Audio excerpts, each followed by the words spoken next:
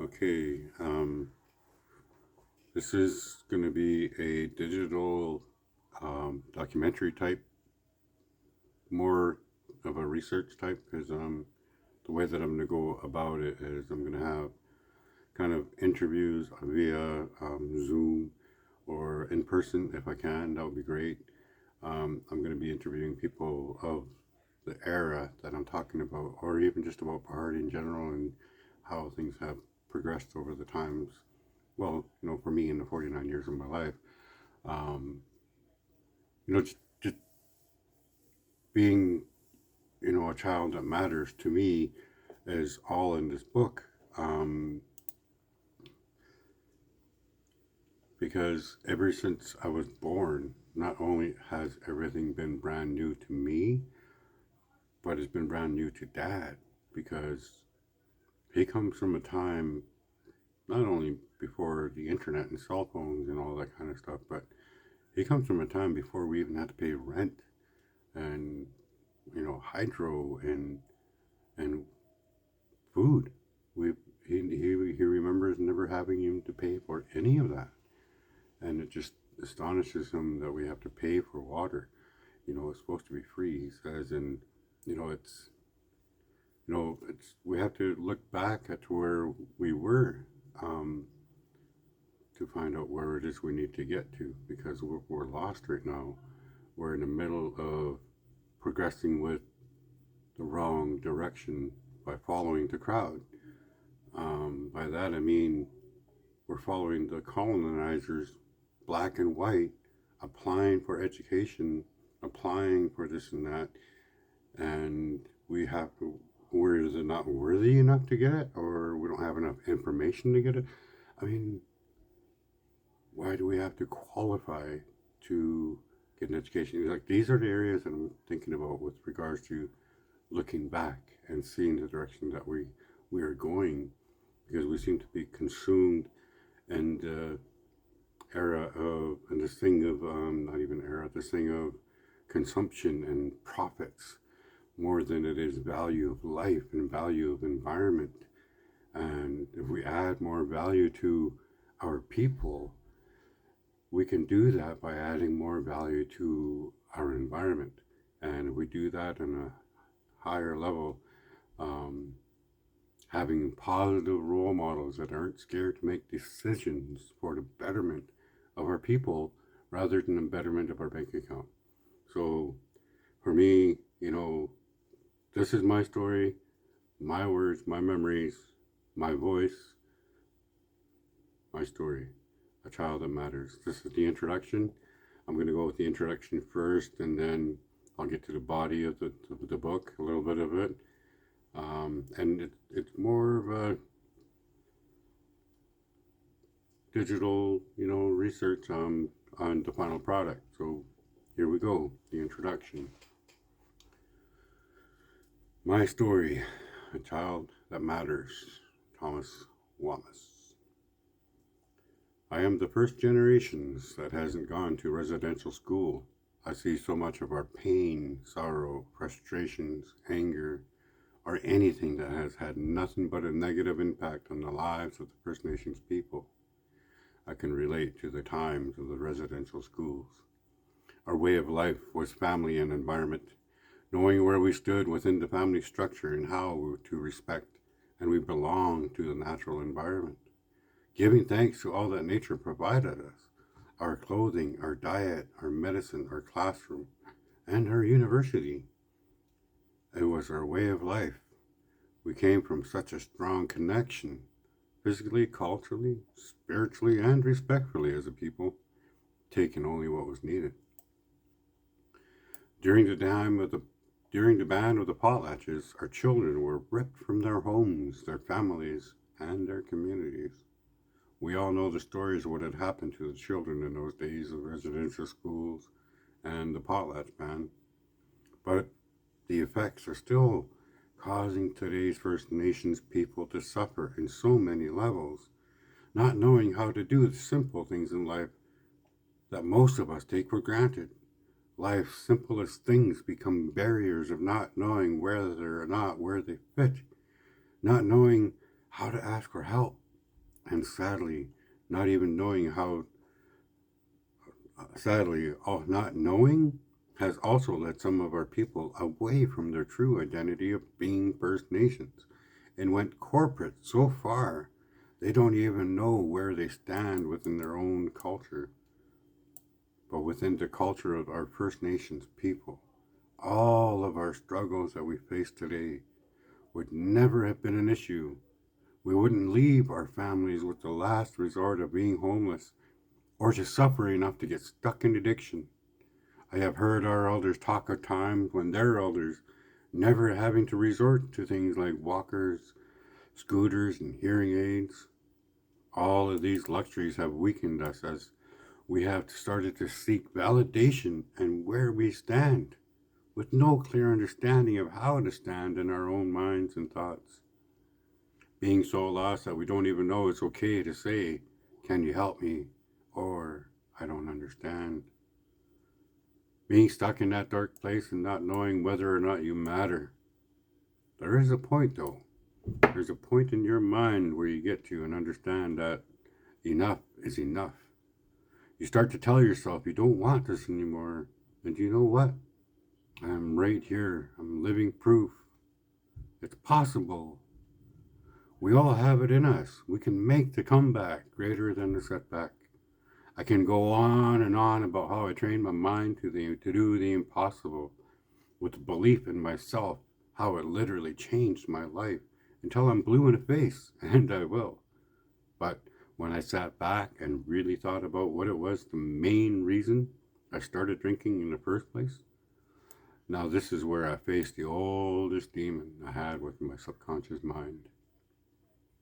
Not that I didn't act on my curiosities, I only kept it from the eyes of others, meaning I wasn't even true to myself. When I was at the age of puberty, which we all know happens at different times for all of us, let's put it this way, I was the youngest of 7 siblings, and it wasn't a conversation that anyone really had within the family. I didn't know what was happening to my body and why my thoughts were the way they were. I didn't know that the changes were natural and everybody would be going through them. Not only did I do all that I could to keep the hairs off, my thoughts brought so many curiosities of both the male and female anatomy. This, of course, bringing me to explore my own body and made me curious about others. There were others with similar interests, and yeah, some of those curiosities came to life. We tried a variety of sexual acts together. At first, it was mutual masturbation and looking at porn. We all know this now that this is a common occurrence among males hitting puberty, whether we admit it or not.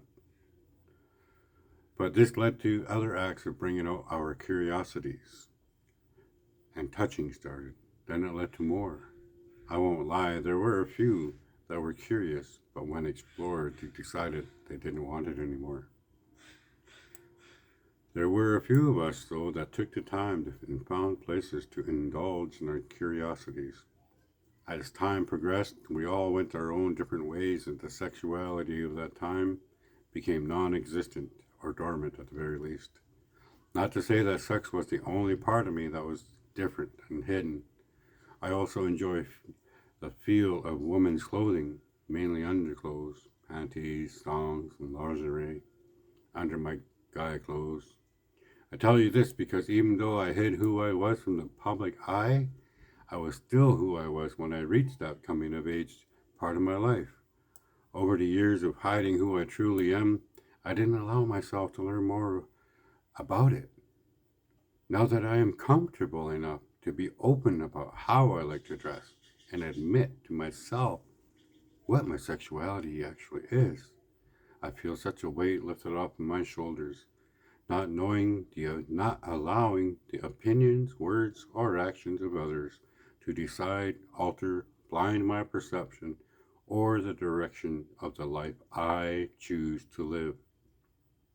That's where I found the confidence to be truthfully and openly me. When I realized that too, who I really am is someone with a unique shine. It is my shine, and it is who I am. When you reach that point of being true to you, life opens up so many doors and becomes something better. Your confidence starts to build. You start to rebuild that empire within, and life literally becomes a magical place.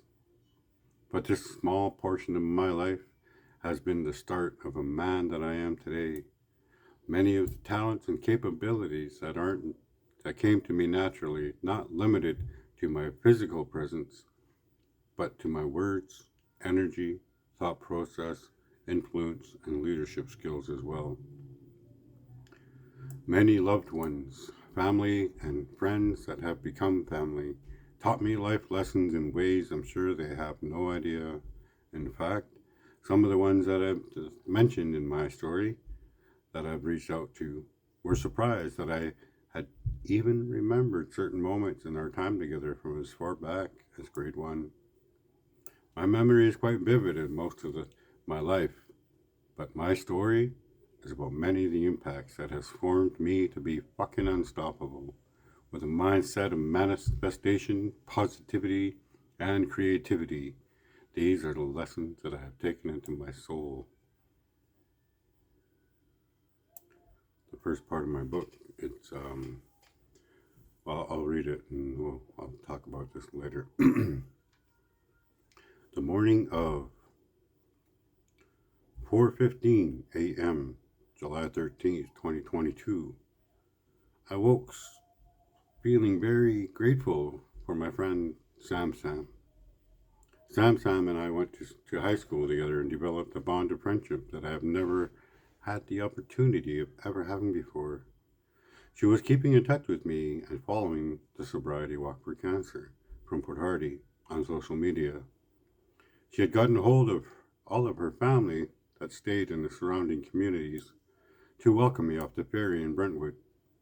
I didn't have any idea what was to happen before this. I was only focused on getting there. As I opened my eyes, I was instantaneously charged and ready to get her done.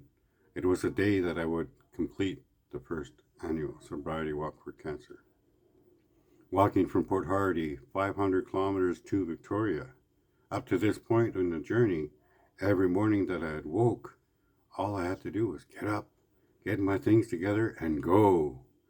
But on this particular morning, I smiled as I hesitated, put my right hand under my head on a pillow, and crossed my legs, grinning from ear to ear, facing the ceiling, and remembering the conversation I had with George Chauncey the day prior. Landing in Brentwood Bay off the ferry from Mill Bay, we did a meet and greet with a song, a dance, and some words were exchanged. It was after that welcoming was done, Brentwood. It was after that welcoming was done in Brentwood, George had asked me, "What time are you planning to get to mile marker zero tomorrow?" I replied excitedly, while smiling while I put my bags down. "Oh, hey, I didn't even realize there's a Terry Fox statue there. How far is it from here?" And quite honestly, about an hour prior, it was one of the crew members on the ferry that had asked if I was going to the Terry Fox statue. But we'll get to that later. I asked loud enough for everyone to hear, as I knew the ones that were there were listening to everything that was being said. And they were locals of Brentwood and the greater Victoria area, so I anticipated someone would either already know or with these computer phones it could be figured out quite accurately. Within the group that was there, the distance was determined, and I was guesstimated that I could make it there in Victoria by noon if I had left at 6. To what George politely says, "Can you maybe leave at noon and get there at 6? Some of us that want to be there have to work tomorrow." Yeah, he had that smug Bachram smile and that he told me that I was not getting there at noon. By the end of the conversation, though, it was determined that I would be leaving Brentwood, heading to Victoria at noon, and arriving at mile marker zero and the Terry Fox statue by 6 p.m. to allow those that wanted to be there at the final moments of the sobriety walk the time needed to attend after working hours. As I was laying there thinking about the night before I launched from Port Hardy and what it took for me to get as far as I did up to this point. I mean, the years of growing up in an environment of the creation of a new beginning for our First Nations people, the racist, changing, dominant world of killing the Indian, our generation comes from survivors of genocide. Not only the explosion of technology on a worldwide scale, but going from the very first computers that were introduced in the education system in Coharbal Elementary, hearing about previous predictions that no one would ever have a computer in their homes, as the circuitry and grand appearance of the computer in those days, we just couldn't comprehend that being possible. Now, we carry them in our pockets along with a phone, music player, alarm clock, camera, and GPS. Who knows the full extent of what these phones are capable of? To give some perspective, though, I was born in a family of 7 siblings: Jeremy, Fran, Lorraine, Charlie, Bill, and myself. Mom, Hazel, was the last of her siblings, not knowing anything about what it must have been like for her in her alone time. I could recall hearing her, though, from time to time when I'd be up grabbing a snack late at night or going to the washroom. Included in her grief, she was also old school.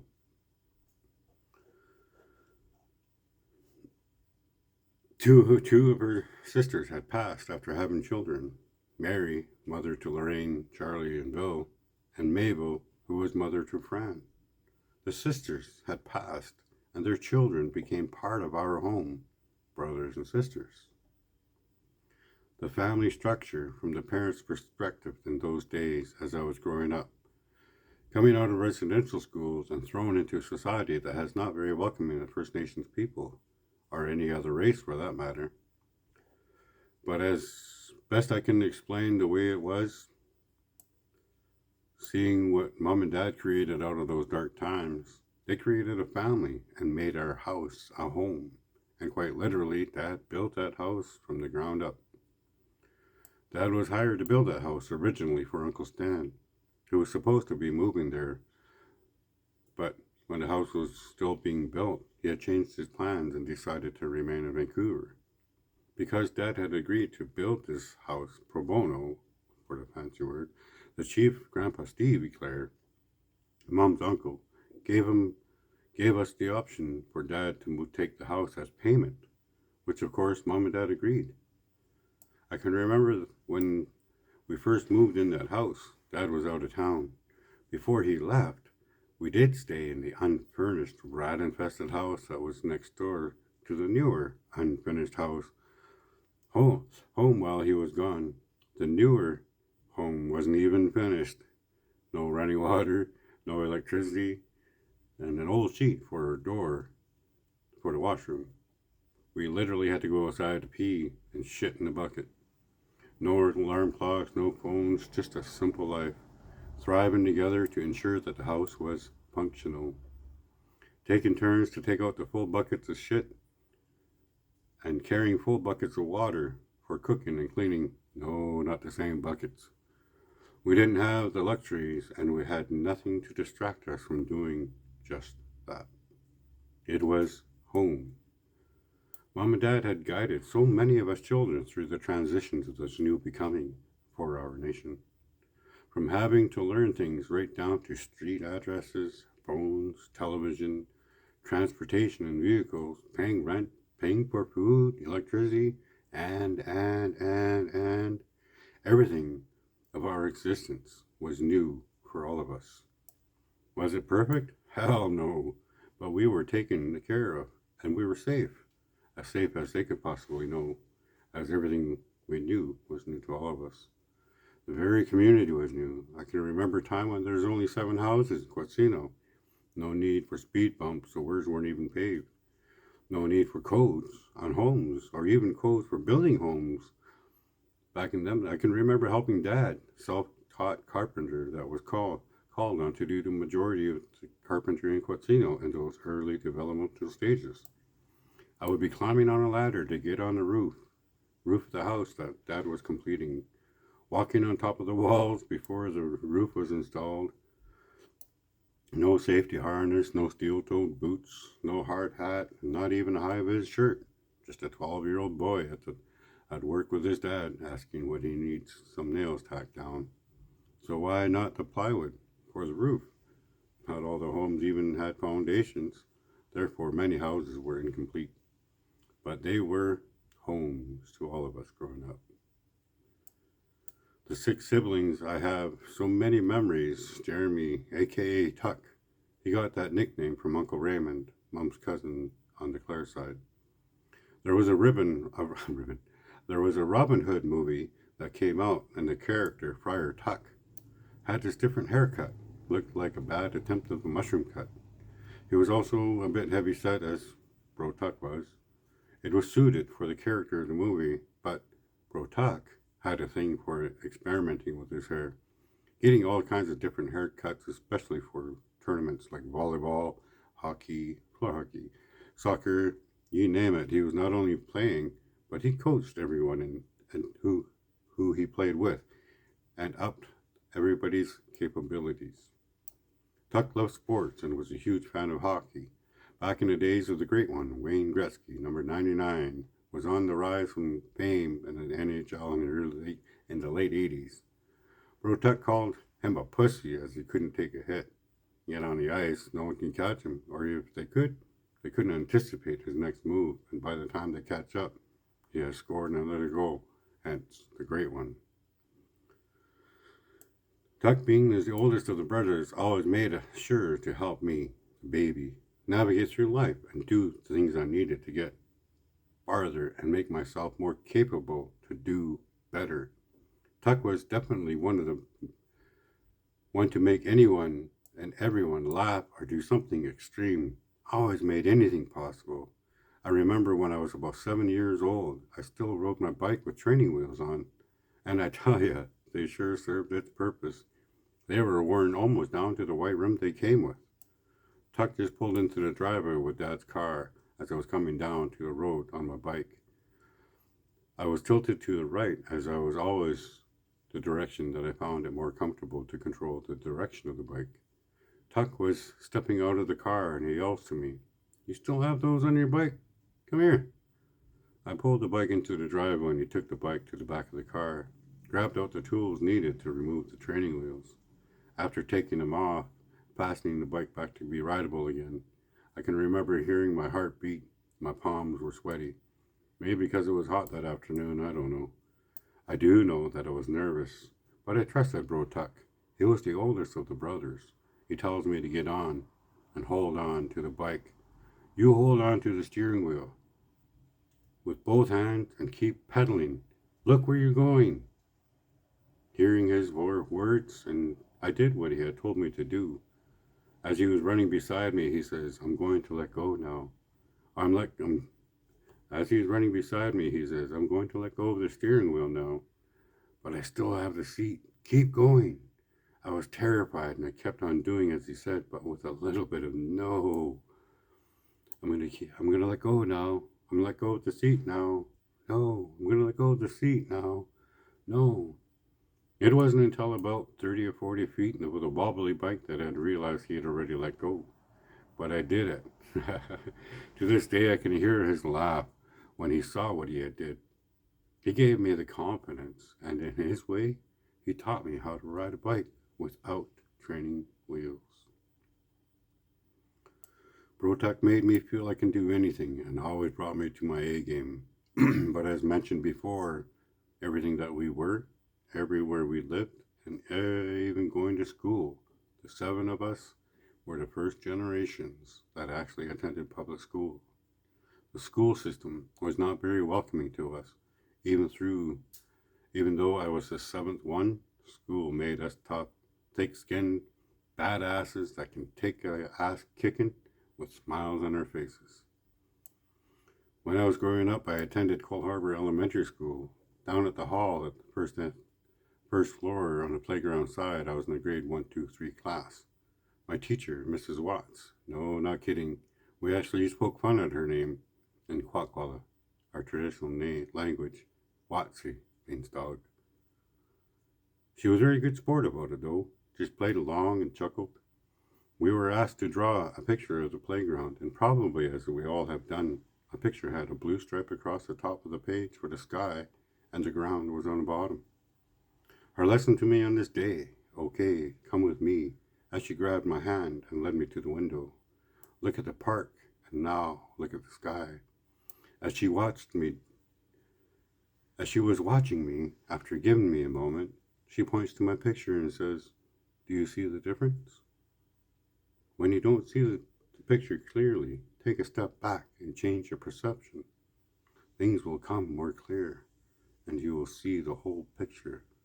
What's missing is usually right in front of you. Stay tuned till next week.